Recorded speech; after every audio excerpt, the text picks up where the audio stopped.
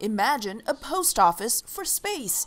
That is the job of NanoRacks, a space company just down the street from NASA's Johnson Space Center in Houston. So this thing stays up there. For a price, NanoRacks can help almost anyone, anywhere, send an experiment in this box to the International Space Station. We're all about democratizing access to space. It's really important to me that we involve as many nations as possible. From a university in Vietnam to institutions in Eastern Europe and Peru, NanoRacks has helped customers in 30 countries get their experiments or satellites to space. One of their latest customers from the Beijing Institute of Technology made history by being the first experiment from China to be brought on board the International Space Station. They're doing an experiment on DNA and how it mutates in microgravity. But getting this Chinese experiment to the International Space Station was complicated because U.S. federal law prohibits NASA from working directly with China. First, we brought it to the Obama administration.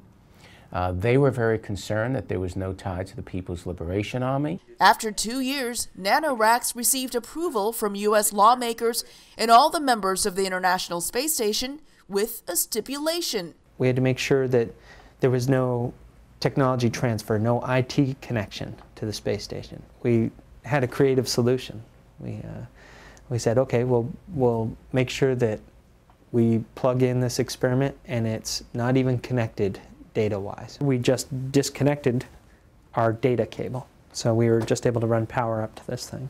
The self-contained autonomous Chinese experiment spent about 3 weeks in space and returned to Earth. On the science side, a lot of us scientists would welcome the partnerships. You have to, there are other issues that we don't think about, and much of the Chinese space program is done through the military. And liftoff. In the United States, space is turning into big business. There's been a shift of federal funding into more of this commercial space transportation program. You can't do deep space exploration alone. The American government cannot do it without the American private sector, and America cannot do it without international colleagues. It's too expensive, it's too long-term. Businesses such as NanoRacks see the globalization of space as the future. Elizabeth Lee, VOA News, Houston.